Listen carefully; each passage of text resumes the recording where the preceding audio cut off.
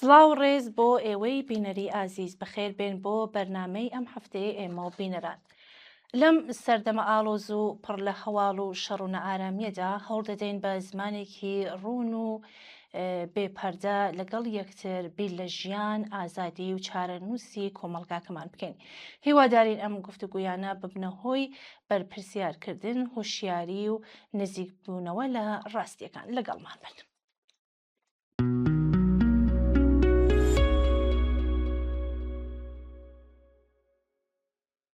بینەرانی ئازیز، هاوکات لەگەڵ پچڕانی خەتی ئینتەرنێت لە ئێران پەیوەندی بینەرانمان لەگەڵ بەرنمەکەی خۆیانیانی بەرنامەی ئێمە و بینەران لە ئاستێکی بەرچاو کەمی کردووە. بۆیە ئەم ماوەیە لە بەرنامەی ئێمە و بینەران زۆرتر ئێمە قسەمان کردووە، هەڵمان داوە تیژ بکەینە سەر ئەو بابەتە گرنگانەکە دەزانن بینەرانمان لە کۆڕ و کۆمەڵی خۆیاندا باسی لەسەرەکەن و هیوادار بین ئەم قسانە کە لێرە دەکرێت یارمەتی دەربێت تا بە وشیاری و ئاگایی زۆرترەوە بڕوانینە دۆخێکی ناهەموار کە هاتوۆتە ئاراوە.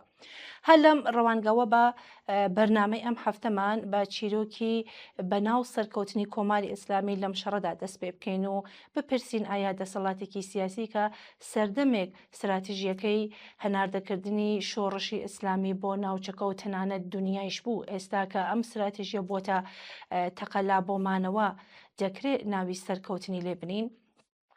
لە دنیای ئەمڕۆدا کاتێک حکوومەتێک چوارچێوێکی سیاسی بۆ خۆی دادەڕێژێت، بابەتەکە تەنیا پێویست نییە بە بەڕێوەبردننی دامەزراوەکان، بەڵکو حکوومەتەکان وەک قەوارەی سیاسی خاوەنمانە و جێگە و پێگەیەکە و بەو ئەنجامانە دەناسرنەوە کە لە سەقامگیری ئابووری و سیاسی و ئایدۆلۆژیادا بەدەستی دەهێنێ.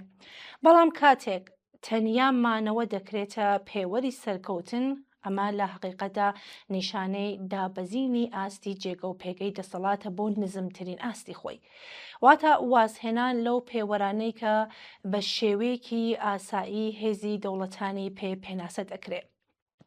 لەبارەی کۆماری ئیسلامی ئێرانەوە ئەم گۆڕینی استراتیژیە بۆ مانەوە لە گوتاردا بە تواوی لەگەڵ لۆژیکی دامەزراندنی سیستمەکە لە ساڵی 57 هەتاویدا جیاوازە. بە قسەی خۆیان شۆڕشی ئیسلامی تەنیا پرۆژێک نەبوو بۆمانەوە. لەم پرۆژێدا نەک هەر ئیدعای بەڕێوەبردننی ئێران دەکرا، بەڵکو ئامانجی سەرەکی دووبارە داڕشتنەوەی نەخشەی سیاسی ناوچەکە لە ڕێگای هەناردەکردنی شۆڕشی ئیسلامی و بەرەنگار بوونەوەی هەژمۆنی ڕۆژئاوا و سڕینەوەی نەیارە ناوچەییەکان بوو. ئەو کات سەرکەوتن لە گۆڕانکاریدا دەبینرا، نەک تەنیا لەمانەوەدا. بەڵام ئەگەر سەیری دۆخی ئێستا بکەین دەبینین ئەم پرۆژەیە گۆڕاوە. ئەو سیستمەی کە ڕۆژێک بەڵێنی گۆڕینی ناوچەکەی دەدا، ئێستا تەنیا باس لە مانەوەی خۆی ئەکات و بە سەرکەوتن ناوی لێ دەبات. سیستمێک کە خۆی بە هێژمۆنی سیاسی لە ناوچەکە پێناسە دەکرد، ئێستا لە چوارچێوەی ناسەقامگیربوونی مانەوەدا قەتیس بووە. ئەم شکستە کاتێک زیاتر دەردەکەوێت کە واقعی شەڕی ئێستا لە بەرچاو بگرین. ئێران ئێستا ڕاستەوخۆ لەلایەن ئەو دوو وڵاتەوە یانی ئامریکا و ئیسرائیل کراوەتەوە ئامانج کە ساڵانێکی زۆرە مەرگ و نەمانیان بۆتە دروشمی سەرەکی. حکوومەتی ئێران چەندین جار بەڵێنی لە ناوبردنی ئیسرائیلیان داوە، ئێستا نەک هەر ئەمانە وا دەرنەچوون، بەڵکو شەڕیان گەیاندۆتە ناو جەرگەی خاکی ئێران و ناو ماڵەکانی سەرانی کۆماری ئیسلامی. لەوەها بارودۆخێکدا گوتاری مانەوە کە ئەویش زۆر جێگای باوەڕ نییە، زیاتر لەوەی نیشانەی خۆڕاگری بێت، جۆرێکە لە پاساوهێنانەوە بۆ ئەم شکستە. جوان دقت بکەن، ئیدعای سەرکەوتن تەنیا لەبەر ئەوەی سیستمەکە هەرەز ناهێنێت، بەو مانایەکە هەرەزهێنان ئەگەرێکی ڕاستەقینە بووە. ئەمەش واتە پەیوانەکردنی سەرکەوتن نەک لەسەر بنەمای ئامانجەکانی خۆت وەک دەسەڵات، بەڵکو لەسەر بنەمای چاوەڕوانی دوشمنەکانتە. بۆ چەندین دەیە کۆماری ئیسلامی لە پێناو هەناردەکردنی شۆڕشی ئیسلامی کە دوجار ناویان لێنا قوڵایی ئستراتیژیک، سەروەت و سامانی زۆری وڵاتی سەرفی ڕێکخستن و ئامادەکردنی جەپەخانەی سەربازی و ئەمنیەتی و هێزە نیابەتەکانی لە ناوچەکە کرد. ئەرکی ئەم گروپانە هەرگیز بەدەستهێنانی سەرکەوتنی یەکلاکەرەوە نەبوو، بەڵکو دروستکردنی سەر ئێشە سەپاندنی تێچووی زۆر بەسەر نەیار و پاراستنی گوتاری مقاومەت بووە. ئەوەی ئێستا دەبینرێت جۆرێکە لە پێچەوانەبوونەوەی ماجراکە. ئێستا کۆماری ئیسلامی تەنیا هەوڵی ئەوەیە بەر بە فۆتانی خۆی بگرێ. ئەم استراتێژیە ڕەنگە لە کورتماوەدا کارا بێت و تێچووی دژمنان زیاد بکات، بەڵام لە درێژماوەدا کۆماری ئیسلامی لە هێزێکە بەنیاز بوو ناوچەکە بگۆڕێت دەبێتە سیستمێک کە تەنیا خەریکی بەڕێوەبردننی قەیرانی مانەوەی خۆیەتی. زمانی مانەوە تەنیا ئامرازێکی پرۆپاگەندە نییە، بەڵکو نیشانەیەکە بۆ دابەزینی ئاستی خەونە استراتیژیەکانە. بۆ هەر سیستمێک مانەوە ڕەنگە پێویست بێت، بەڵام هەرگیز سەرکەوتن نییە.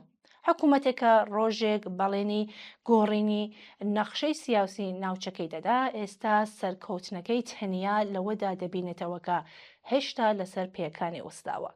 ئەمەش گەورەترین شکافە لە نێوان ئایدۆلۆژیا و واقعیدا کە گوتاری سیاسی کە کۆماری ئیسلامی دەیەوێت بە زمانی مانەوە پڕی بکاتەوە. ئەگەر لەم شەڕەدا نەڕووخە چۆن دوژمنانی لە پێناو قازانج و بەرژەوەندی خۆیان تا ئەو ئاستە نەچوونەتە پێشەوە. کۆماری ئیسلامیش ئەوە دەزانێ کێشەی کۆماری ئیسلامی دوژمنە ڕاستەقینەکانی خۆیەتی لە ناو خودی ئێران. خەڵکی خوازیاری ئازادی و بەرابەری کە بە نیازە بە دروشمی سەرکەوتن مەرعوبیان بکات.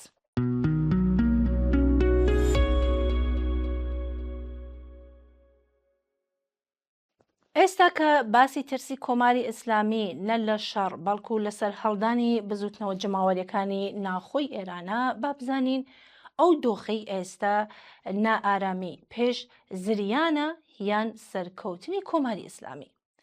وەڵامدانەوەی ئەم پرسیارە پێویستی بە تێگەیشتن لۆ دیالکتیکە هەیە کە لە نێوان زەبری هێزی سەرکوت و ویستی ژیاندا لە ئارادەیە.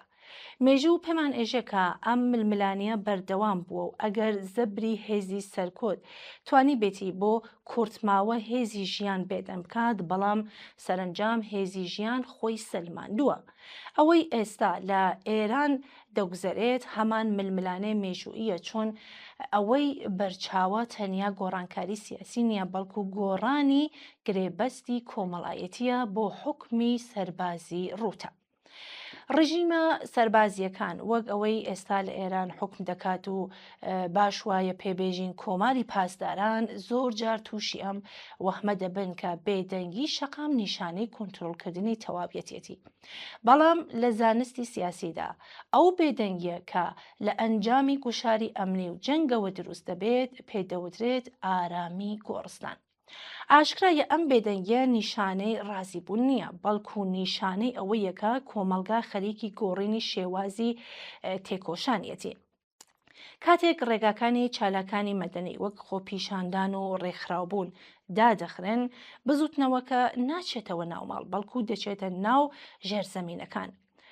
لێرەوەیەکە بزوتنەوەیەکی مەدەنی دەگۆڕێت بۆ بزوتنەوەیەکی شۆڕشگێڕانە. گۆشاری ئابووری کە پێ دەڵێن ئەبەرقەیرانی بژێوی کە ئێستا ئەمەڵ دەکات شەمشێرێکی دوودەمەیە. لەلایەکەوە ڕەنگە خەڵک ئەوەندە سەرقاڵی پەیداکردنی نان بن کە کاتیان بۆ سیاسەت نەبێت، بەڵام لەلایەکی ترەوە کاتێک خەڵک دەگەنە خاڵێک کە هیچیان نەبێت بۆ لەدەستان، ترس لە هێزی سەرکۆت مانا و کاریگەری خۆی لەدەست دەدات. مێژووی شۆڕشەکان پێمان دەڵێت ترسناکترین سات بۆ حکوومەتە ستەمکارەکان ئەو کاتەیەکە هاوڵاتی برسی لە فیشەک مەترسیدارتر بێت. ئەمڕۆکە لە ئێراندا شکانی کرامەتی مرۆڤەکان بەهۆی هەژاریەوە گەورەترین بزوێنەرە بۆ تەقینەوەیەکی جەماوەری کە هیچ هێزێکی ئەمنی ناتوانێت ڕێگری لێ بکات. ئەمە ئیدعایەکە کە مێژوو سەلماندوویەتی.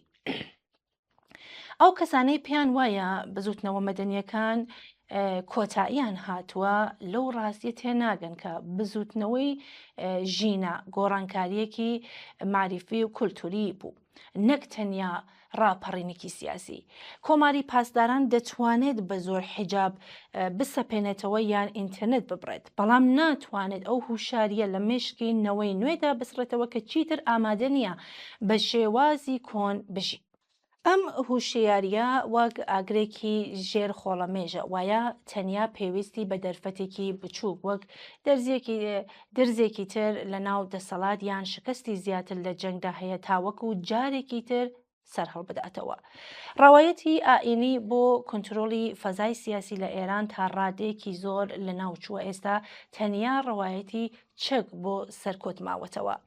حکوومەتێکە تەنیا بە چەک حکم بکات زۆر ناسک و زوو شکەنەندەیە. لە ناخۆی دەسەڵاتیشدا ململانەیە لەسەر دابەشکردنی سامانی وڵات لە نێوان فەرماندەکاندا درزی گەورەی دروست کردووە. ئەم درزانە باشترین دەرفەت دەدەنە بزوتنەوە مەدەنیەکان تاوەکو جارێکی تر ڕێخستنەکان کارا بکەنەوە. بزوتنەوە جەماوەریەکانی ئێران لە ئێستادا تووشی قەیرانی ئامراز وەک خۆڕێخستن لە ئاستی سەراسەریدا بوون، نەک قەیرانی ئامانج. ئامانجەکە گۆڕینی ڕژیم و دابینکردنی ئازادی و بەرابەریەکە هێشتا وەخۆی ماوە و بەهێزتریش بووە. لە کورتماوەدا ڕەنگە جەنگ و سەرکۆت جۆرێک لە بێدەنگی بسەپێنن، بەڵام لە درێژماوەدا کۆماری پاسداران ناتوانێت وڵاتێک بە برسیەتی و بەبێ ئینتەرنێت و لەژێر گەمارۆدا بەڕێوە ببات. تەقینەوەی داهاتوو لە ئێراندا نەک هەر بزوتنەوەیەکی مەدەنی بەڵکو ڕاپەڕینێکی گشتگیر دەبێتە تێدا داواکاریە مەدەنیەکان ینی ئازادی و داواکاریە ئابوووریەکان واتانان یەک دەگرن. ئەو کاتە تەنانەت سوپای پاسدارانیش ناتوانێت بەر بەو شەپۆلە بگرێت. بزوتنەوە جەماوەریەکان نەمردوون، ئەوان خەریکی چارەسەرکردنی قەیرانی ئامرازی خۆیانن بۆ ڕاپەڕینێکی یەکلاکەرەوە.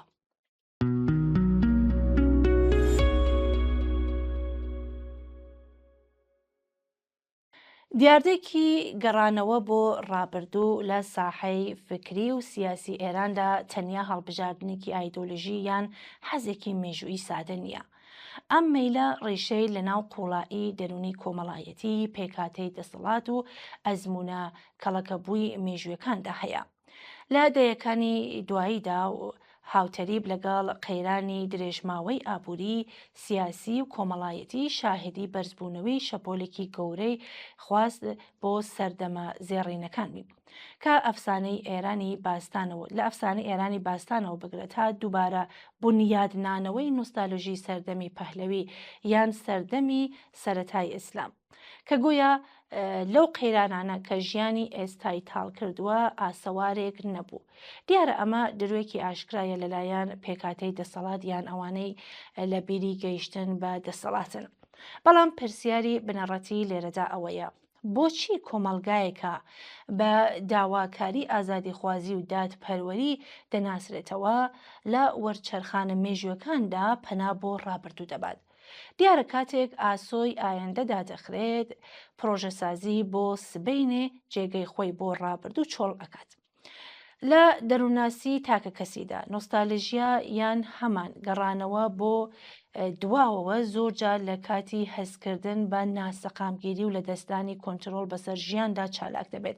هەر کەسێک بۆ گەیشتن بە هەستی ئاسایش پەنا بۆ یادەوەریەکانی دەبات کە چۆن کۆتاییان هاتووە. ڕابردوو وەک مەسئلەیەکی جێگیر و کۆنترۆل کراو دەردەکەوێت و ئازارەکانی ئەمڕۆ وا دەکات کە زۆرتر ئەو نمونانە زەق بکاتەوە کە لە بیرەوەریەکانیدا وەک نمونەی باش تۆمار کراون.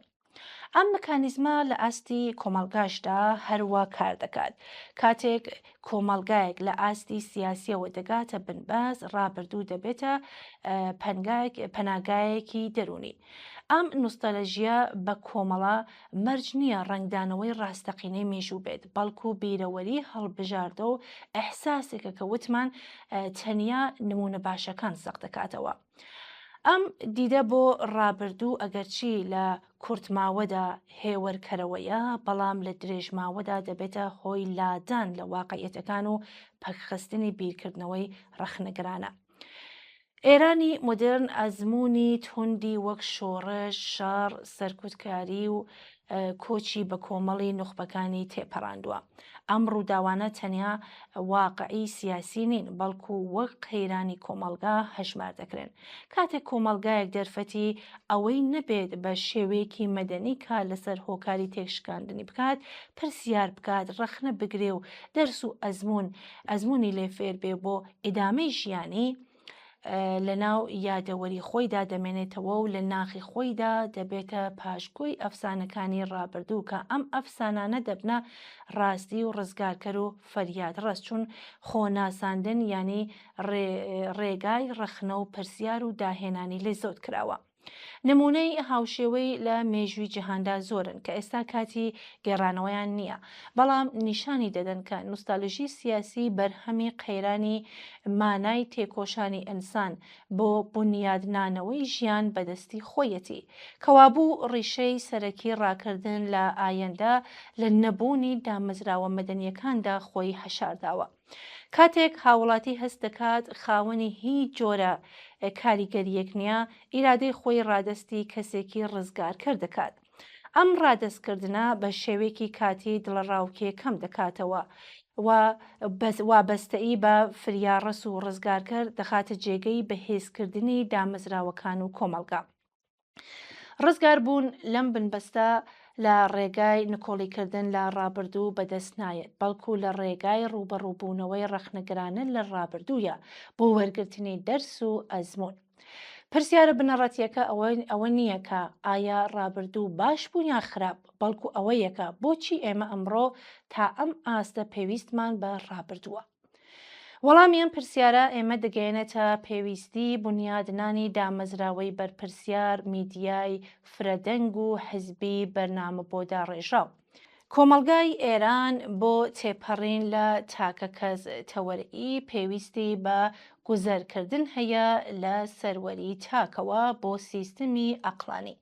ڕزگاری ڕاستەقینە ئەو کاتە دەست پێ دەکات کە ئازایەتی قبولکردنی ئازارە مێژوویەکان جێگەی پەنابردن بۆ سێبەرەکانی ڕابردوو بگرێتەوە تا بتوانرێت لە جیاتی دووبارەکردنەوەی دوێنێ سبێنیەکی نوێ بنیاد بنرێت.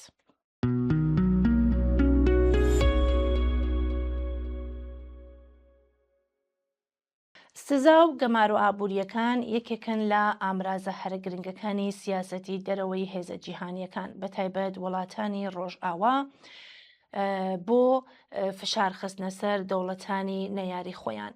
لەبارەی ئێرانەوە ئەم گەمارۆیانە لە دەیەکانی دواییدا بە ئامانجی سنووردارکردنی بەرنامەی ئەتۆمی و گۆڕینی هەندێک سیاسەتی ناوچەیی سەپێنراون.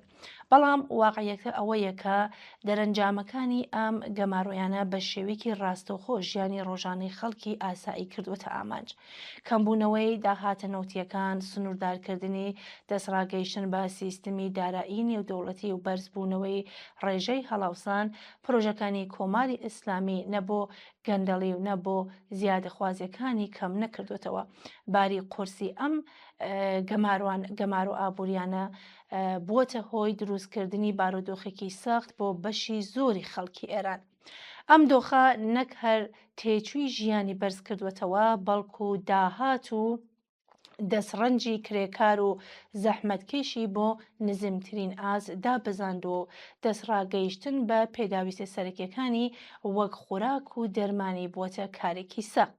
هەرچەندە بەپێ یاسا نێودەوڵەتیەکان دەرمان و پێداویستی مرۆییەکان لە گەماروەکان جیاکراونەتەوە، بەڵام لە کردەوەدا بەهۆی پەککەوتنی گواستنەوەی پارە لە ڕێگەی بانکەکانەوە دەسڕاگەیشتن بەم پێداویستیانە مەحدود کراوەتەوە.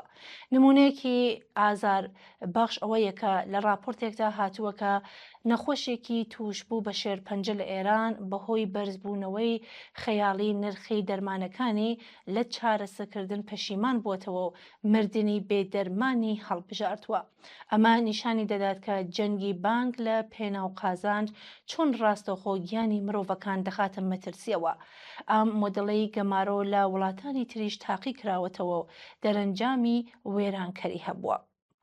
زۆر جار کاریگەریە نەرینەکانی گەمارۆ دەخەنە ئەستۆی گەندەڵی یان ناکارامەیی ناخۆیی کە بێگومان بوونی هەیە، وەلێ ئەمە وەک پرۆپاگەندەیەک بەکاردێت بۆ بێدەنگکردنی ڕەخنەگرانی گەمارۆ.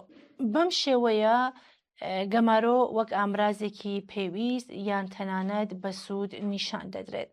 خاڵە هەرە مەترسیدارەکە ئەوەیە کە گەمارۆ زۆر جار پێشەکیەکە بۆ جەنگ. توێژینەوەکان دەری دەخەن کە هەرچی توندی گەمارۆکان زیاتر بێت ئەگەری ڕوودانی پێکدادانی سەربازی زیاتر دەبێت. زلهێزەکانی سەرمایە هەمیشە هۆڵیان داوە کارەکانیان بە دروشمی جوان داپۆشن. ئەگەر لە ڕابردوودا بە ناوی شارستانیەت سازی هێرشیان دەکرد، ئەمڕۆ بە ناوی ئازادی و باشترکردنی ژیان گەمارۆ دەسەپێن و جەنگ هەڵدەگرسێنن. گەمارۆ ئابوووریەکان نەک هەرنیان توانیوە ئامانجە سیاسیەکان بەدیبێنن، بەڵکو بوونەتە هۆی لاوازکردنی کۆمەڵگای مەدەنی و تێکشکاندنی ژێرخانە مرۆییەکان. تێکەڵبوونی گەمارۆ و جەنگ بارودۆخێکی وێرانکەری دروست دەکات کە باجەکەی تەنیا خەڵکی ئاسایی دەدەن، نەک دەسەڵاتە سیاسیەکان.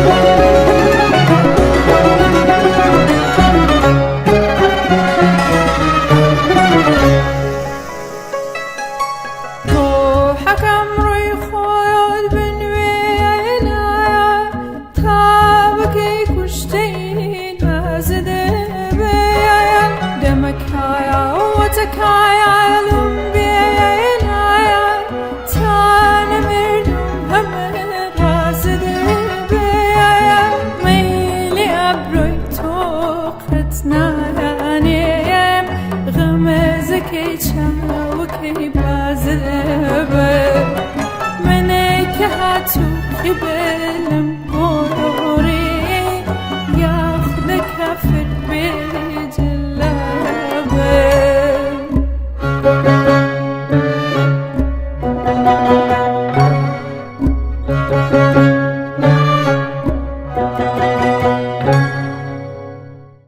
خامنەی تا کاتێک زیندوو بوو باسی ئەوەی دەکرد کە نەشەڕ دەبێ و نەوت و وێژ دەکەن. بەڵام سەرنجام شەڕ هاتە ئاراوە و بەسەر خەڵکی ستەم لێکراوی ئێراندا سەپێنرا و شوێنەوارە وێرانکەرەکانی بەرۆکی خەڵکی گرتووەوە. ئەمە ئەو جەنگەیەکە ئێرانیەکان پێشتریش لە 8 ساڵ شەڕ لەگەڵ عێراق تامی تاڵیەکەیان چێشتووە و باش دەزانن کە جەنگ جگە لە وێرانکاری مەرگ هەژاری و ئاوارەیی هیچی ترێ نییە. پێکدادانی ژێرخانەکان جەریمەی جەنگە، بەڵام مەترسیدارتر لە خودی جەنگ بەرپرسانی هەڵگیرساندنی جەنگن. کاتێک باسی هەڵگیرسانی شەڕ دەکەین بێگومان ناتوانین باسی نەقش و ڕۆڵی ئامریکا و لە پاڵیدا ئیسرائیل نەکەین کە لە پێناو بەرژەوەندی خۆیان لە ناوچەکە دەمێکە شەڕ و نائەمنیان پەرەپێداوە و جنایەتی زۆر سامناک و کارەساتی مرۆییان خوڵقاندووە. ئەمانە ڕاستن، بەڵام لە هەمان کادا ئەوانەی بە ئاژاوەگێڕی سەرکێشی و دەستێوەردانی ئاشکرا لە کاروباری وڵاتانی ناوچەکەدا تووشی وەهمی زلهێزبوون بوون ئێرانیان گەیاندە ئەم خاڵە وێرانکەرە.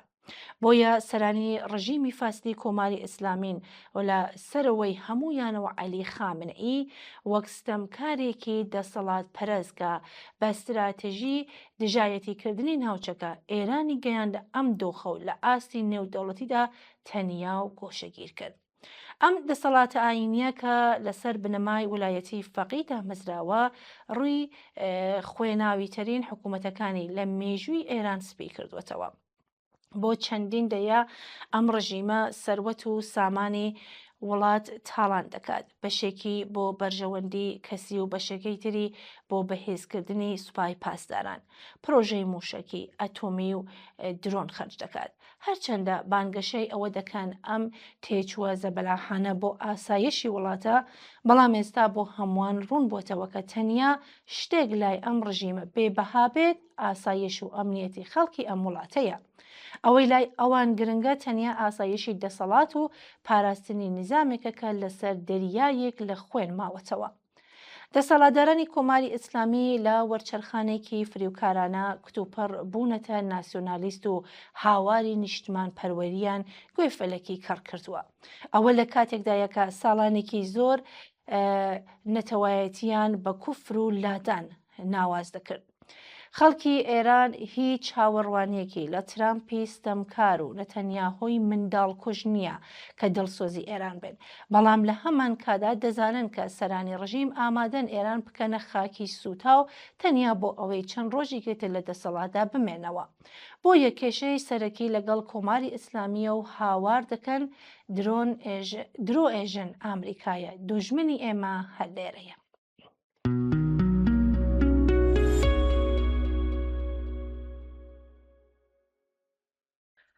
لە کاتێکدا دەنگی تەقینەوە و هەڕەشەی سەربازی ئاسمانی ناوچەکەی داپۆشیوە، پرسیارێکی جەوهەری لە ناوەندە سیاسیەکاندا دوور خراوەتەوە. ئایا بزوتنەوە مەدەنی و جەماوەریەکانی ناخۆی ئێران کە لەم ساڵانە دواییدا بە دروشمی وەک ژن، ژیان، ئازادی، هێزێکی بێوێنەیان نیشاندا دەتوانن لە ناو ئەم جەنگەدا سەر هەڵبدەنەوە؟ وەڵامیان پرسیارە لە نێوان دوو جەمسەری دژ بە یەکدا کشمەکەشیەتی. مێژوو نیشانی داوە کە ڕژیمی تۆتالیتارەکان لە کاتی جەنگدا باشترین دەرفەت دەدۆزنەوە بۆ کبکردنی هەردەنگێکی ناڕازی. لەژێر ناوی پاراستنی ئاسایشی نیشتمانی و بەرەنگاربوونەوەی سیخوڕی، دەسەڵات دەتوانێت تۆنترین شێوازی سەرکوت بەکاربهێنێت کە ڕەنگە لە کاتی ئاساییدا تێچووی نێودەوڵەتی زۆر بێت. ئەوەی لە ماوەی شەڕ و دواتر لەم ماوەی ئاگربەستەدا دەیبینین و دەیبیسین لە چڕکردنەوەی سیاسەتی سەرکۆت هەر ئەوەمان پێئێژێ. لە دۆخی جەنگدا فەزای مەدەنی دەبێتە فەزایەکی سەربازی، مانگرتنەکان بە خیانەت و خۆپیشاندانەکان بە هاوکاری بۆ دوژمن پێناسە دەکرن. ئەمە دەبێتە هۆی ئەوەی ڕێخستنە جەماوەریەکان تووشی جۆرێک لە وەستانی کاتی ببن، چونکە تێچووی چالاکی مەدەنی لە کاتی جەنگدا چەند هێندە بەرز دەبێتەوە. جەنگ تەنیا موشەک نییە، بەڵکو داڕوخانی بەهای درا و گرانبوونی بێوێنەی بژێویە. ئەگەرچی ڕەنگە خەڵک لە ترسی موشک ماڵنشینیش ببن، بەڵام فشاری برسیەتی و نەمانی دەرمان و پێداویستی سەرەکیەکان دەکرێت ببێتە بزوێنەرێکی کتوپڕ. کاتێک هاوڵاتی دەکاتە ئەو بڕوایەی کە دەسەڵات نەدەتوانێت نانی بۆ دابین بکات و نە ئاسایش، ئەوانە ترسی لەو دەسەڵات دەشکێت. لەم حاڵەتانەدا جەنگ نەک هەر نابێتە هۆی یەکگرتووی نێوان گەل و دەسەڵات، بەڵکو دەبێتە هۆی خێراکردنی پرۆسەی ڕاپەڕین دژی ئەو دەسەڵاتێکە وڵاتی تووشی وەهاوێرانکاریە کردووە. بە پێچەوانەی جەنگی ئێران و عێراق کە بەشێکی زۆری خەڵک بە هەستی نیشتمانیەوە بەرگریان دەکرد، ئێستا شکافێکی قوڵ لە نێوان کۆمەڵگا و دەسەڵاتدا هەیە. ئەوەی نەوەی نوێ ئێران جەنگ وەک بەرگری لە نیشتمان نابینێت، بەڵکو وەک ئەنجامی سەرکێشیەکانی ئایدۆلۆژیایەک دەبینێت کە ژیانی لێتاڵ کردوون. ئەم دابڕانە دەرونیە وا دەکات کە بزوتنەوە مەدەنیەکان لە جیاتی پشتیوانیکردنی بەرەکانی شار بی لە ڕێخستنی ناخۆئی بکەنەوە بۆ قۆناغی دوای جەنگ یان کاتی لاوازبوونی دامەزرا و ئەمنیەکان لە ئەنجامی هێرشە دەرەکیەکاندا. ئاڵۆزیە سەربازیەکان ڕەنگە ڕێگر بن لە گردبوونەوەی گەورە لە مەیدانە سەرەکیەکاندا، بەڵام دەبنە هۆی دروستبوونی تۆڕێکی بچووکتر لەوانە و گەڕک تەوەرەکان. ئەزمموی ساڵانی ڕابردوو نیشانی داوەکە چالاکوانانی ناخۆ فێری جۆرێک لە ڕێخستنی سربەخۆ بوون کە بە ئاسانی بە هێرشی سەربازی یان بڕینی ئینتەرنێت لە ناو ناچێت. بزونتەوە مەدەنیەکانی ئێران لە ئێستادا لە دۆخی بەرگری و چاوەڕوانیدان. جەنگ بۆ ئەوان شەمشێرێکی دوودەمەیە، لەلایەکەوە سەرکوت قۆرستر دەکات، بەڵام لەلایەکی ترەوە شەریعەتی کۆتایی ڕژیم دەخاتە ژێرپرسیارەوە. ئەگەر جەنگەکە درێژخایەن بێت و ژێرخانەکان پەک بخات، ئەگەری ئەوە زۆرە کە ناڕزایەتی مەدەنیەکان لە شێوەی ڕاپەڕینی برسیەکان یان مانگرتنی سەرتاسەری سەرهەڵ بداتەوە. لەوەها بارودۆخێکدا ڕێخستنە جەماوەریەکان نەک هەر کارا دەبنەوە، بەڵکو دەبنە دوائین بزمار لە تابوتی ئەو سیستمەی کە جەنگی وەک دوائین ڕێگەی مانەوە هەڵبژارد بوو.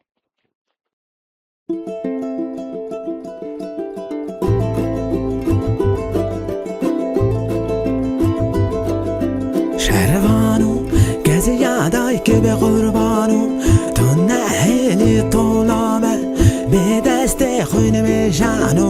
شهروانو شهروانو شهروانو شهروانو کسی یادای که به قربانو تو نهیلی طولامه به دست خون میشانو. شهروانو شهروانو شهروانو شهروانو شهروانو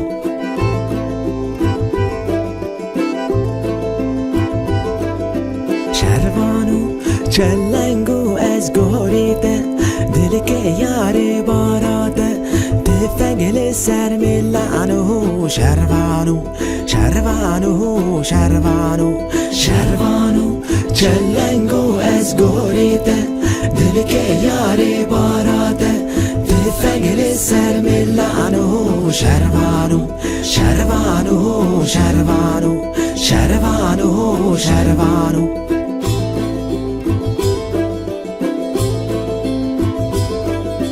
شهروانو گرکدین برخانو لولی بده سنگانو بلزو بس که حیرانو. شهروانو شهروانو شهروانو شهروانو گرکدین برخانو لولی بده سنگانو بلزو بس که حیرانو. شهروانو شهروانو شهروانو شهروانو شهروانو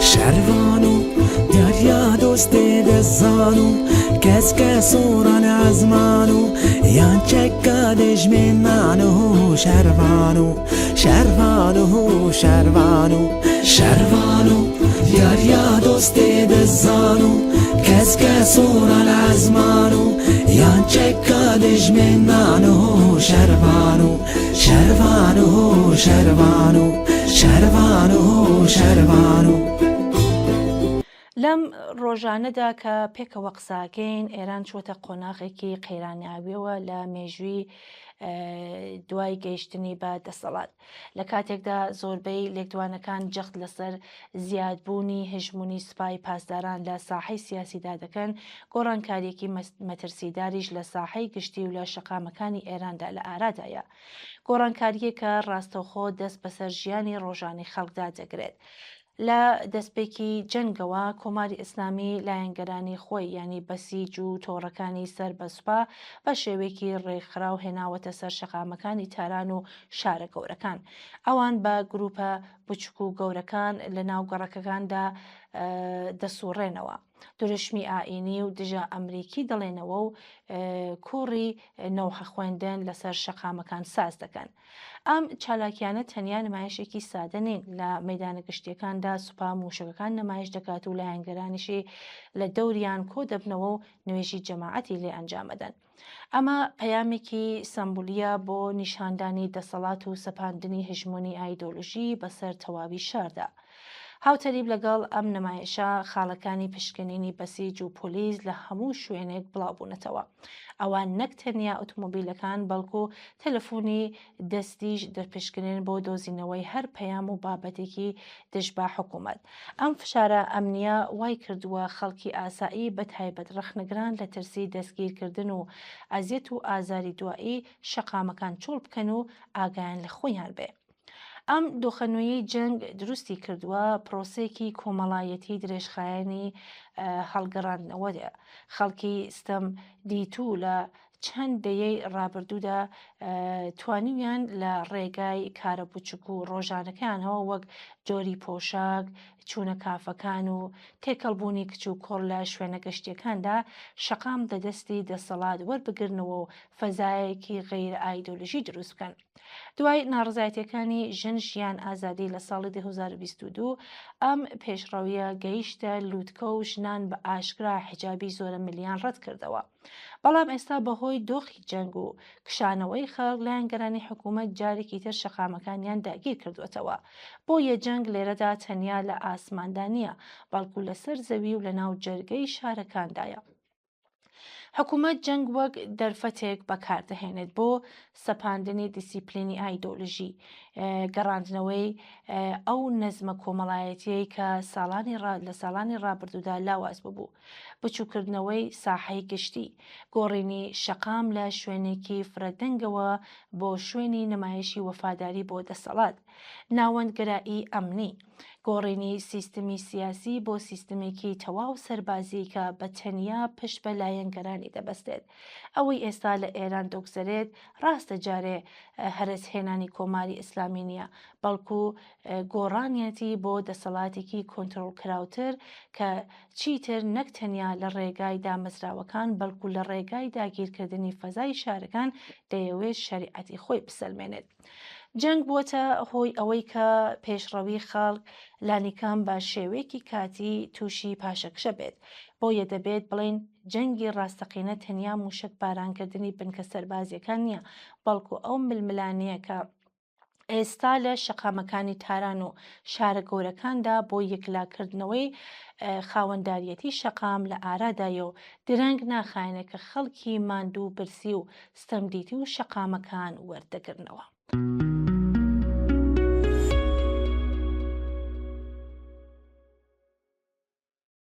مێژوو پێمان دەڵێت کە دەسەڵاتەکان لە کاتی جەنگدا دەتوانن بە زەبری هێز بێدەنگی بسەپێنن بەڵام ئەم بێدەنگیە وەک قەرزێکی گەورە وایە کە حکوومەت لە داهاتووی خۆی دەیکات حکوومەتێکە تەنیا بە ترس و بە داگیرکردنی فیزیکی شەقام حکوم دەکات شەریعەتی دەرونی خۆی لەدەست دەدات کاتێک جەنگ کۆتایی دێت یان هێزە ئەمنیەکان تووشی ماندووبوون دەبن ئەم بێدەنگیە دەگۆڕێت بۆ تەقینەوەی کە کۆنتڕۆلکردنی ئەستەمە.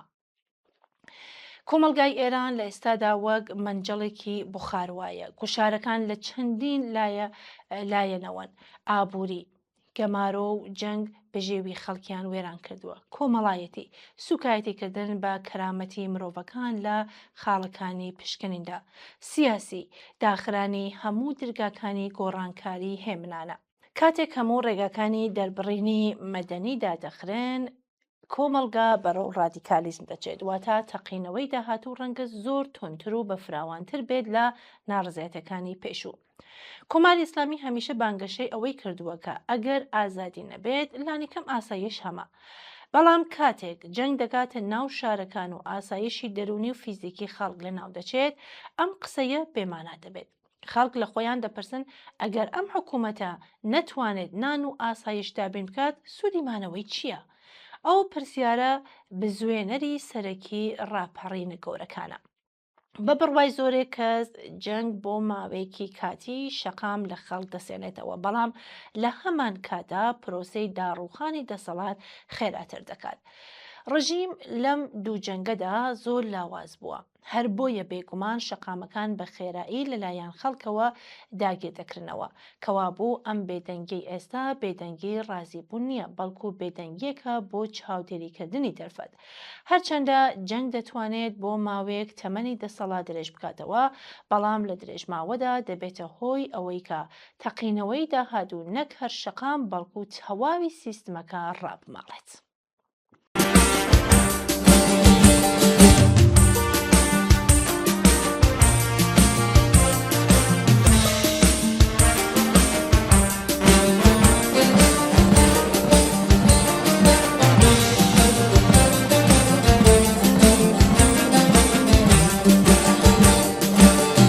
ئەگەر بێکارن ئەگەر دڵبەرام لەگەڵ هەودەردێت وەرە سەر شەقام، لەگەڵ مامۆستا هەموو خەڵکی شار وەرنە خیابان وەرنە سەر شەقام.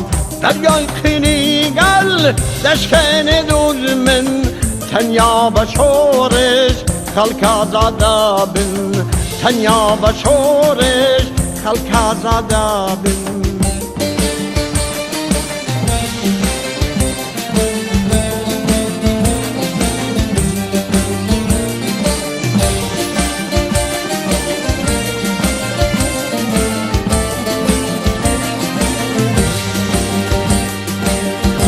گشتێ و پەرپارێن خۆشی خەونە و شادی ژارە، شەڵاوی خوێن دەستە بەستە لەوەندە بەن دەستە دەستە، شەوی تۆرە و جەلادی شار گەنجەکانمان دەدەن لە داد، دانەرخەوان دەشکێنەوە بەدارەمەی تەندێنەوە، بەدارەمەی تەندێنەوە. ئەگەر بێکارن ئەگەر دڵبەزام لەگەڵ هەودەردێت وەرە سەر شەقام، لەگەڵ مامۆستا هەموو خەڵکی شار وەرنە خیابان وەرنە سەر شەقام. دەریای قینیگەل دەشکێنێ دوور من، تەنیا بە شۆڕش خەڵکە زادە بن، تەنیا بە شۆڕش خەڵکە زادە بن.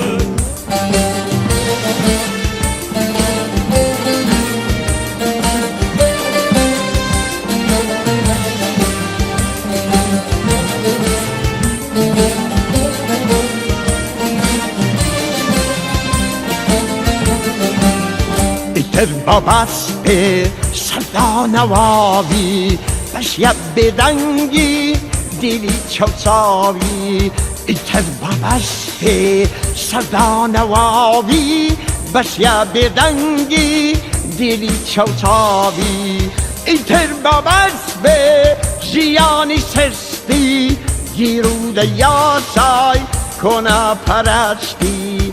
ئەگەر بێکارن ئەگەر دڵبەزام لەگەڵ هەڵدەردێ وەرە سەرشاقام لەگەڵ مامۆستا هەموو خەڵکی شار وەرنە خیابان وەرنە سەرشاقام دەریای خینیگەل دەشکێنێ دوور من تەنیا بە شۆڕش خەڵکازادە بن تەنیا بە شۆڕش خەڵکازادە بن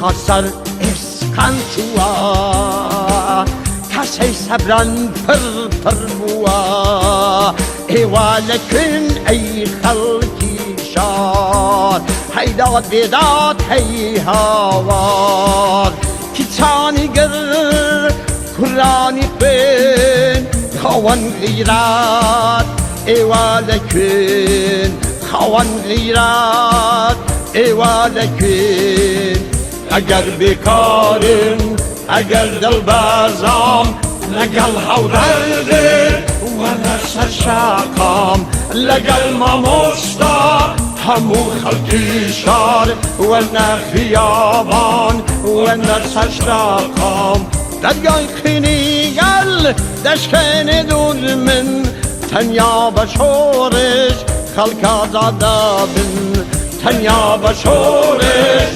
خەڵکازادە بن تەنیا بە شۆڕش خەڵکازادە بن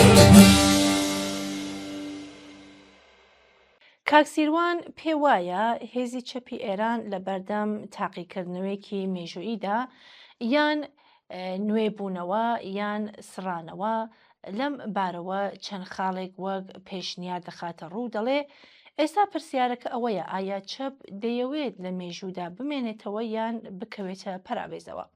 کاک سیروان لە ئەدامەی دەڵێ بۆمانەوە و بۆ کاریگەری لەسەر ڕەوتی ڕووداوەکان هێزی چەپ دەبێت چەند خاڵێکی سەرەکی لە هەڵسوکەوتی خۆیدا زۆرتر لە بەرچاو بگرێت.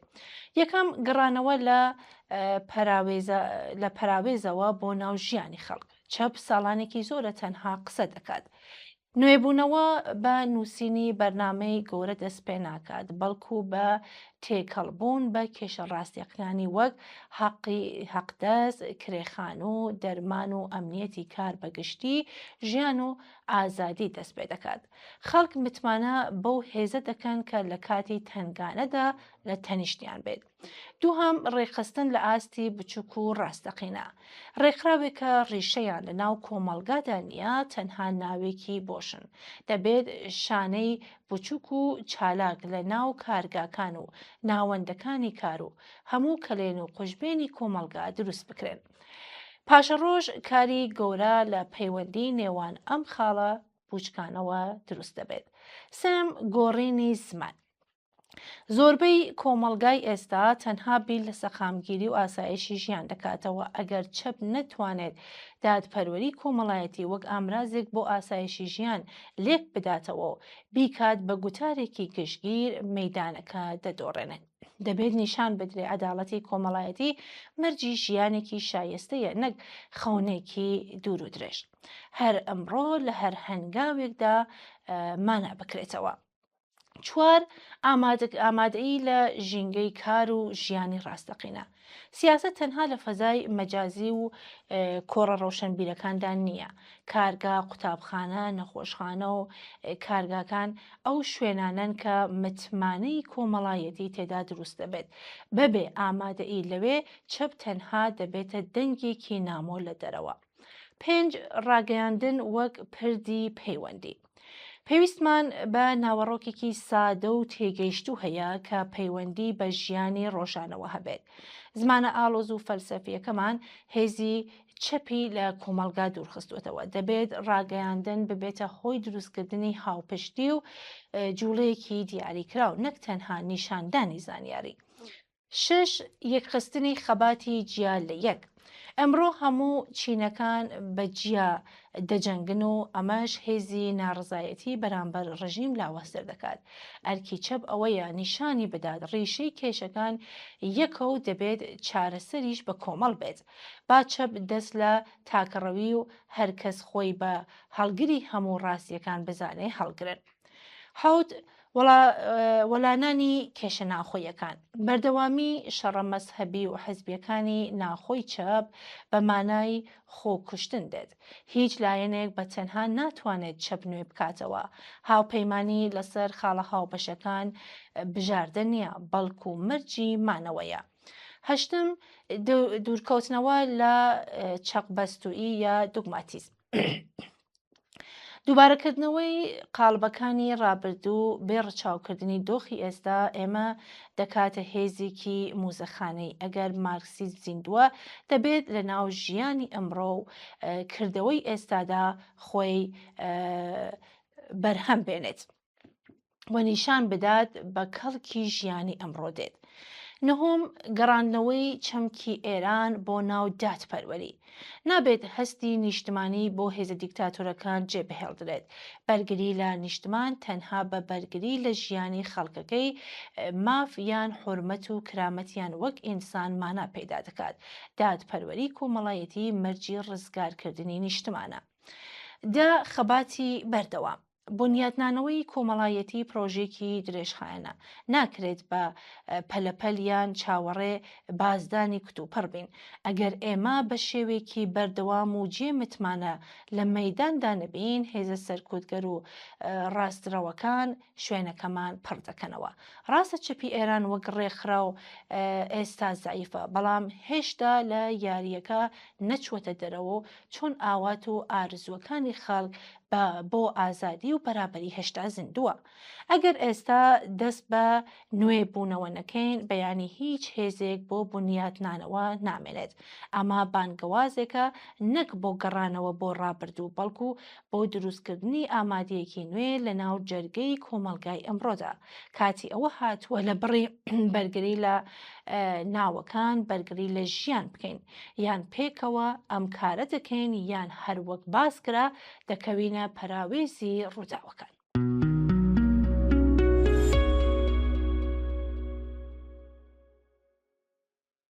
چەپ ئەگەر هێشتا مانایەکی مابێت لە پەیوەندی نێوان کار و دەسەڵاتەوە دەست پێ دەکات، نەک تەنیا لە پەیوەندی لەگەڵ ویلایەتە یەکگرتووەکانی ئامریکا یا ڕۆژئاوا. پرسیاری چەپ ئەمەیە: کێ کار دەکات؟ کێ دەبێتە خاوەنی سەروەت و سامانێک کە لە کار بەرهەم دێ؟ کێ فەرمان دەدات؟ کێ سەرکوت دەکرێت؟ کێ لە جەنگ سوودمەند دەبێت و کێ باجەکەی دەدات؟ کۆماری ئیسلامی و بەرەی مقاومەت ڕێک ئەم خاڵە دەشارنەوە دژە ئامریکا بوون. دەکات بە سربەخۆیی و هێندێ جاریش دژە سەرمایەداری دەوڵەتی ئەمنی دەخاتە شوێنی کۆمەلگا و کێبەڕکێ هەرێمی چینێکی دەسەڵاتدار بە ناوی مقاومەت بە سربەخۆیی دەفرۆشتنەوە. لەم گێڕانەوەیدایە کاتێک سیستەمی سەرمایە لە قاڵبی قەرارگا، بنیاد، کۆمپانیای خصوصی یا حکومی، تۆڕی نەوتی، بانکی ڕانتی، بەڵێندەری ئەمنی، بازرگانی، گەمارۆ، تایبەتکردنی ناخۆیی و قورخی سەربازیدا دەردەکەوێت، ناوەکەی دەگۆڕێت بۆ توانای نیشتمانی، ئابووری، خۆڕاگری، تێپەڕاندنی گەمارۆ، ئاوەدانی، سربەخۆیی یان پاراستنی ژێرخانەکان. کۆماری ئیسلامی تەنیا دەوڵەتێکی ئایدۆلۆژی یان ئاینی نییە، بەڵکو شێوەیەکی دیاریکراوە لە ڕێکخستنی سەرمایە لە بارودۆخی گەمارۆ، قورخی سیاسی و سەرکوتی کۆمەڵایەتیدایە. لەم پێکاتەدایە ئەمنیەت لە دەرەوەی ئابووری نییە، بەڵکو ئەمنیەت یەکێکە لە شێوازەکانی کەڵەکەبوونی سەرمایە. ئەمنیەت واتە گرێبەستی ناڕوون، سەرکوتی ڕێکخراوە سەربەخۆکان و گۆڕینی هەر داواکاریەکی کۆمەڵایەتی بۆ هەڕەشەی نیشتمانی. لێرەدا سەربەخۆیی ئیتر بە مانای سەربەخۆیی خەڵک لە هەژاری، چەوسانەوە، سەرکۆت، بێمافی و هەژمون نییە. سربەخۆیی واتە ئازادی دەسەڵاتی ئەمنی و سەرمایەی وابەستە لە پەیوەندیە جیهانەکاندا، ئازادی بۆ سەپاندنی گرێبەستی کاتی و سپی واژۆ بەسەر هێزی کاردا، ئازادی بۆ فرۆشتنی نەوت لە ڕێڕەوە تاریکەکاندا، ئازادی بۆ بەستنی گرێبەستی ناڕوون، ئازادی بۆ پاراستنی تۆڕە سەربازیەکان، ئازادی بۆ بڕیاردان لەسەر جەنگ و ئاشتی بێ ئەوەی کرێکار، ژن، مامۆستا، خوێندکار، خانەنشین، زیندانی سیاسی و چەوساوەکان مافی دەستێوەردانیان هەبێت. سڕینەوەی بڕیار و خواستی کۆمەلگا لە سیاسەتی دەرەوە، پرۆژەی ئەتۆمی، ئابووری جەنگ و گرێبەستە هەرێمیەکان تەنیا لەبەر ترسی نفوزی دوژمن نییە، ئەو سڕینەوەیە سازوکارێکە بۆ پاراستنی بەرژەوەندیەکانی سەرمایەداری قۆڕکرا و ڕانتی. هەر شوێنێک کۆمەلگا مافی دەستێوەردانی تێدا دەبێت، گرێبەستەکان بە نهێنی دەمێنێتەوە، بوجەکان نادیار دەبن، تێچووەکان دەخرێنە سەر شانی خەڵک و قازانجەکانیش لە ناو تۆڕەداخراوەکانی دەسەڵاتدا دەسوڕێنەوە. ئەمنیەت لێرەدا تەنیا بچوونێکی سەربازی نییە، بەڵکو ناوە سیاسیەکەی پارێزبەندی سەرمایەیە لە باج، چاودێری و لێپرسینەوە. دەوڵەتی ئەمنی نایەوێت خەڵک دەربارەی سیاسەتی دەرەوە قسە بکات، چونکە سیاسەتی دەرەوە لە ئێراندا تەنیا دیپلۆماسی نییە، سیاسەتی دەرەوە بەستراوەتەوە بە بوجەی سەربازی، فرۆشتنی نەوت، بازرگانی گەمارۆ، نرخی دراو، هەڵاوسان، هەژاری، کۆچ، سەرکوتی ناخۆئی و دابەشکردنی قازانج، بڕیاردان لەسەر ناوچەکە، بڕیاردانە لەسەر سفرەی خەڵکیش، بڕیاردان لەسەر جەنگ و ئاشتی، بڕیاردانە لەسەر دەستمایە، قوتابخانە، دەرمان، نیشتەجێبوون و ئایندەی هێزی کار. ئەگەر کۆمەلگا لەم بڕیارانەدا مافی دەستێوەردانی نەبێت، سەربەخۆیی تەنیا واتە ئازادی چینی دەسەڵاتدار بۆ بەڕێوەبردننی وڵات وەک موڵکی سەربازی و دارایی خۆی.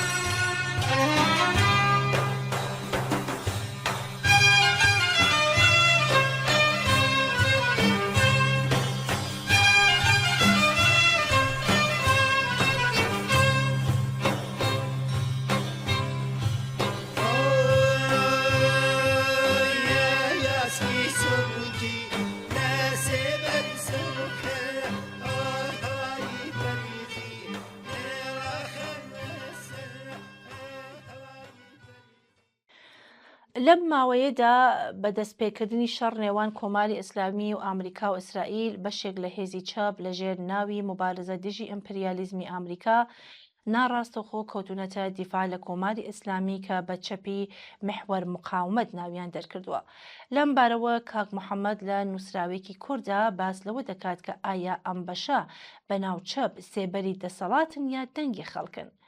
کاک محەممەد دەڵێت قسەکردن و ڕوونکردنەوە لەم بارەوە پێویستە چۆن لە ڕاستیدا چەپ ناتوانێت لە سێبەری خۆی ڕابکات.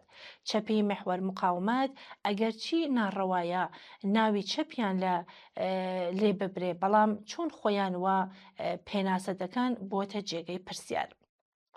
ئەمە چۆن چەپێکە کە مێژوویەکی شکۆدار و پڕ لە سەروەری چەپ دژ بە دەسەڵاتی ستەمکار لە کەدارەکات.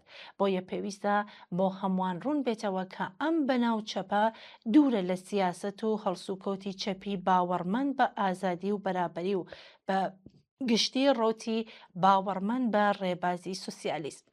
ئەم جۆرە چەپە لە ئێراندا لەو ڕۆتەوە سەرچاوی گرتووە کە دژایەتیکردنی ئیمپریالیزم دەکاتە جەق و بنەمای سەرەکی سیاست.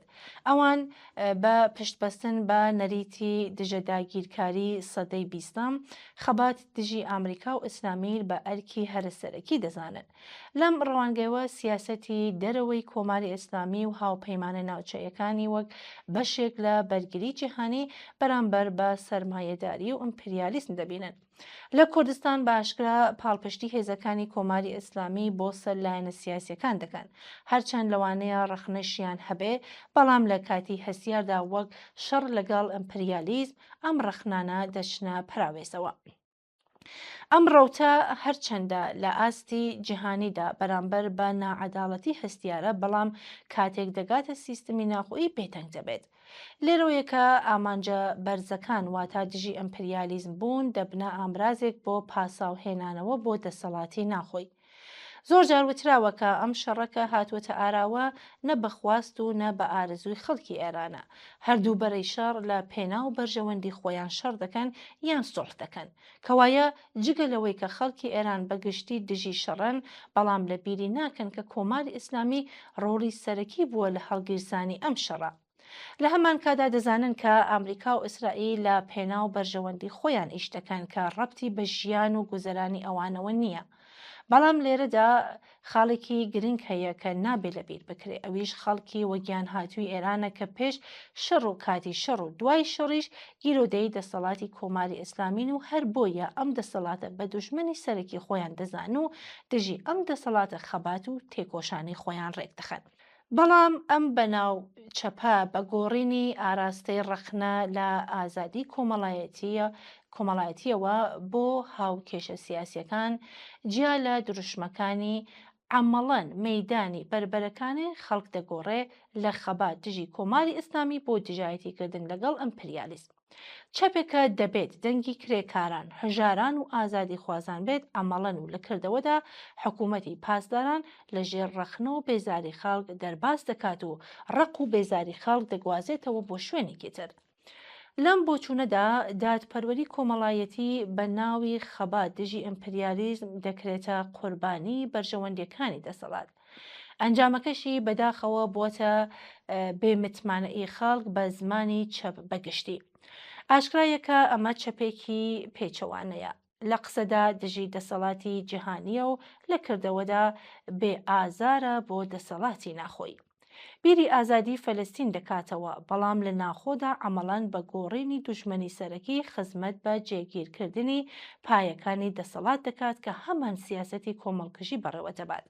باسی دادپەروەری دەکات بەڵام بەم گۆڕینە لە سەنگەری خەبات و تێکۆشان بەرگری لە نانی کرێکار ئازادی ژن و مافی ناڕزایەتی خەڵک دەخرێتە پەراوێزەوە، کەوابوو لە کاتە هەستیارەکاندا وەک سەردەمی ئێستا دوو جۆر چەپ لە یەکتر جیا دەبنەوە.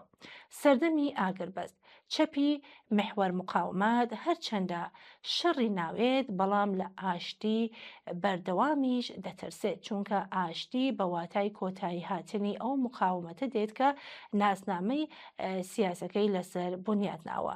بەم جۆرە عمەڵەن لەگەڵ تونندڕەوانی ناو دەسەڵات هاودەنگ دەبێت. بەڵام چەپی شۆڕشگەر دەزانێت کە ئاشتی بەبێ گۆڕانکاری بنەڕەتی لە سیاسەتی ناوخۆ و دەرەوە بەدی نایەت. ئەوان هەوڵدان بۆ کۆتایی شەڕ وەک هەڵگەڕانەوە نابینن بەڵکو وەک ڕاستکردنەوەی هەڵای چەندین ساڵەکانی دەسەڵات و دەرفەتێک بۆ سەر هەڵدانی خەباتی مەدەنی دەبینن. دووەم سەردەمی هێرشی دەرەکی بۆ نمونە هێرشی ئیسرائیل چەپی محور مقاومات بە پاساوی مەترسی دەرەکی خەباتی خەڵک دژی کۆماری ئیسلامی دەخاتە پەرابێزەوە. ئەمە وا دەکات ناڕزایەتی ناخۆیەکان کەپ بکرن و دەسەڵات هەر دەنگێکی ڕەخنەگەر بە ناوی ئاسایشەوە پێدەم بکات. لای ئەم ڕەوتە نیشتمان و حکوومەت یەکشتن بەڵام چەپی شۆڕشگەر نیشتمان و حکوومەت لە یەکتر جیا دەکاتەوە. ئەوان لە بەرەی خەڵکدان و هەوڵ دەدەن هاوسەنگێکی هێز لە بەرژەوەندەی خەڵکی کرێکار و زەحمەتکەش ڕاگرن. ئیدانەکردنی هێرشی دەرەکی دەکەن بێ ئەوەی ببێتە ئامرازێک بۆ پرۆپاگەندەی دەسەڵاتی ناخۆ. ئەوان بەرگری لە نیشتمان و هاونیشتمانی دەکەن نەک بەرگری لە سیستم. دەزانن کە دەسەڵات شەڕ وەک دەرفەتێک بۆ سەرکوتکردنی ئازادیەکان بەکاردێنێت بۆیە لە کاتێکدا دژی هێرشی دەرەکین ڕێگەش نادان شەڕ ببێتە هۆی چەسپاندنی ستەمکاری. چەپی محور مقاومەت لە هەردوو کاتی شەڕ و ئاشتیدا بە سیاسەتێکە ڕەچاوی دەکەن عمەڵەن لە خزمەت بە بەردەوامی دەسەڵاتی ناخۆدان. بەڵام چەپی شۆڕشگر دەیەوێت هاونیشتمانیەکانی لە دوو جۆرە دەسەڵات ڕزگار بکات تەوەهم بە ڕزگاری دەرەکی و ستەمی ناخۆیی. جیاوازی نێوان ئەم دوو چەپە جیاوازی نێوان دەربازکردنی دەسەڵات لە خەباتی ڕەوای خەڵک لەلایەک و متمانەکردن بە خەڵک و تیژکردنی خەباتی ئەوان دژ بە دەسەڵاتە. یەکێکیان بە بەرزکردنەوەی دروشمی دژی ئەمپەریالیستی خۆی هەڵدەواسێت بۆ ئەوەی بمێنێتەوە ئەوی تریان دەچێتە ناو ڕێزی خەڵکەوە بۆ ئەوەی ڕێگەی ڕزگاریان لە دەسەڵاتی کۆماری ئیسلامی پێشکەش بکات.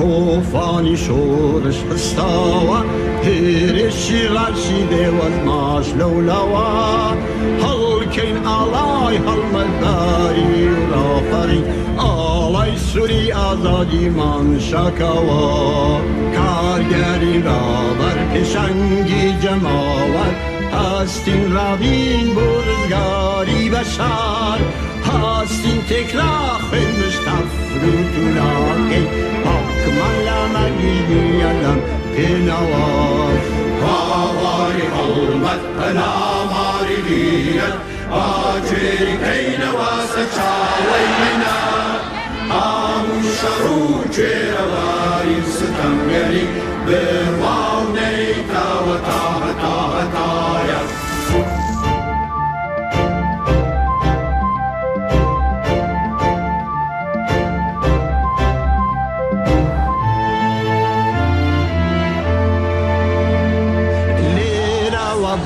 دەکەینە تا شیکاگۆ دەنگەینە دەنگی یەکتر کارگەران بەکۆ با هیچ دیوارێ بەربەم دەنگە ناگری نەچەوە و ڕەنگ و پێشمنجیانە کالە تۆ بۆ دنیای بێبرسی و بێمەترسی ڕابینەی کۆمەڵانی دیل و چەوساوە هەستین تێکرا خوێنمش تەفروت و ناکەین حکمان لە مەرگی ئەدەم پێنەوە هاواری هەڵمەت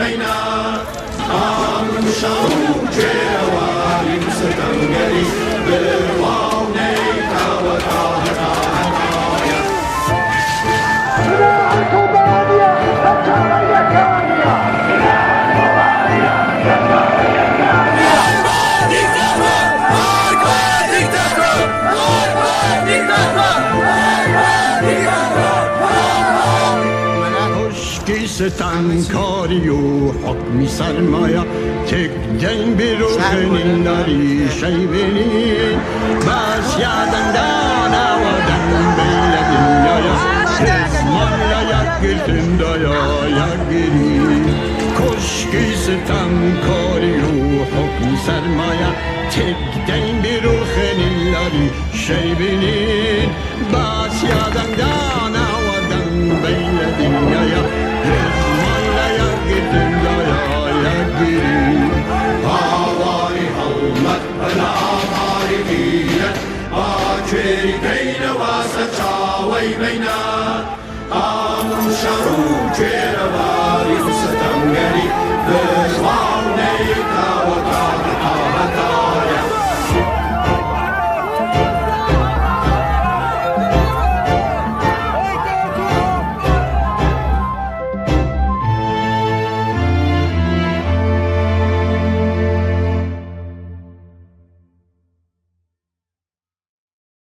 با بزانین چۆن شەڕ دەکاتە سەر سفرەی خەڵک.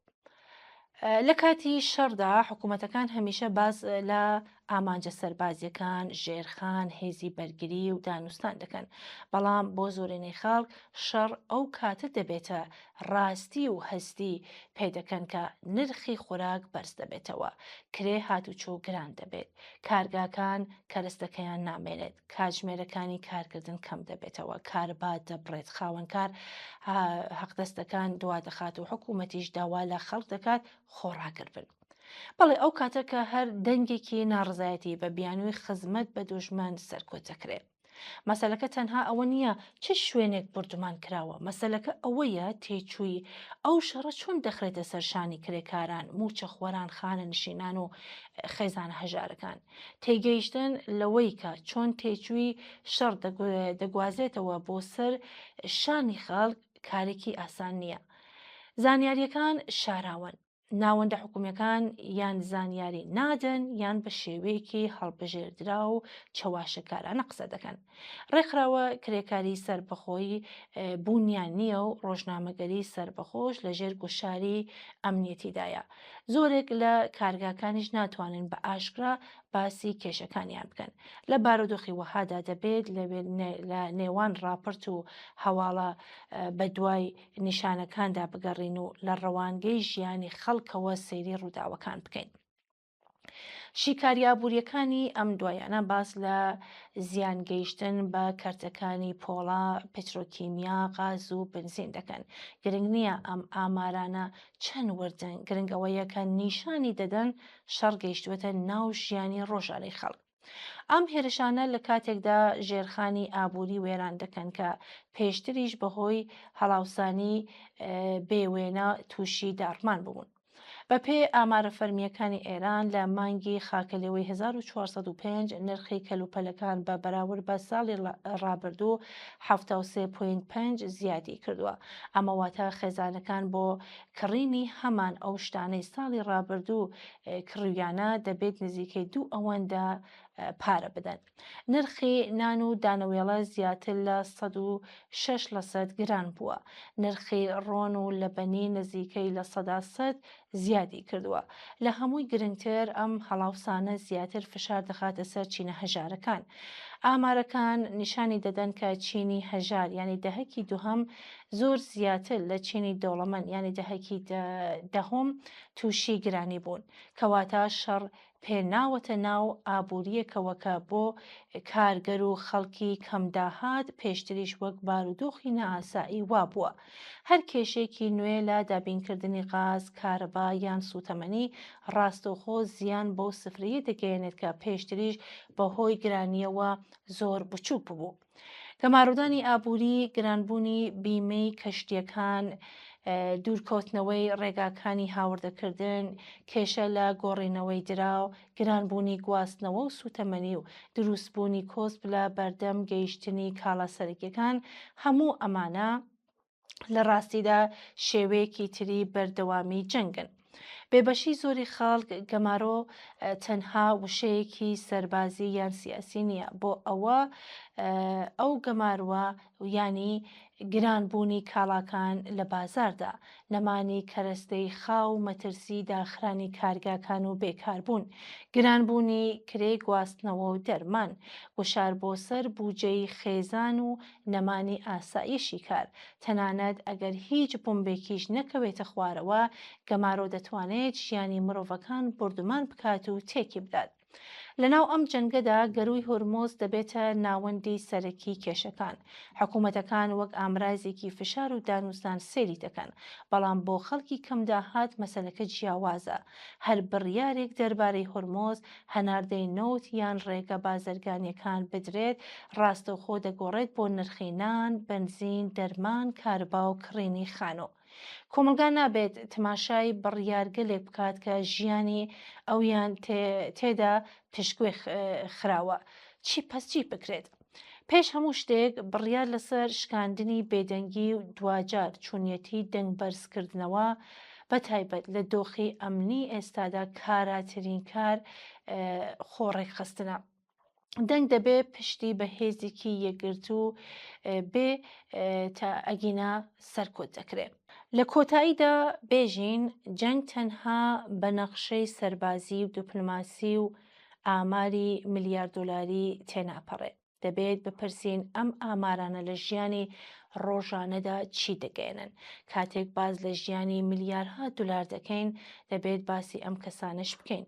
ئەو موچەخوەرەی کە کرێخانوەکەی دواکەوتووە، ئەو مامۆستایی کە پێش ئەوەی مان بگاتە نیوە پارەکەی تواو بووە، ئەو خانەنشینەی کە ناچارە نیوەی دەرمانەکەی بخوات بۆ ئەوەی درەنگتر تواو بێت، ئەو شۆفرەی کە ناچارە سوتەمەنی و پارچەی ئۆتۆمۆبیل بەگران بکڕێت، ئەو کرێکارەی کە لەگەڵ هەر قەیرانێکی نوێدا مەترسی دەرکردنی لەسەرە.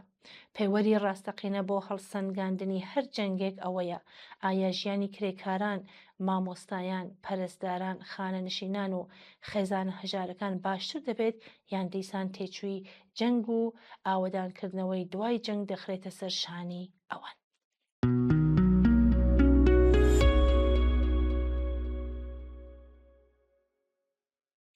لە کۆتایی ئەم بەرنمەیەدا سپاسی هاوبەشبوون و گوێگرتنتان دەکەین. لە دنیایەکدا کە زۆر جار دەنگی جەنگ بەرزترە لە دەنگی مرۆڤ، هێشتا ئەوەی دەمێنێتەوە هیوای ژیان و خەبات بۆ ئازادی و کەرامەتی ئینسانە. تا دیدارێکی تر ئاگاداری یەکتر بن و هەرگیز هیوای گۆڕان لەدەست مەدەن. شەو ڕۆژتان ئارام و دڵتان پڕ لە هیوای سبەینێکی باش.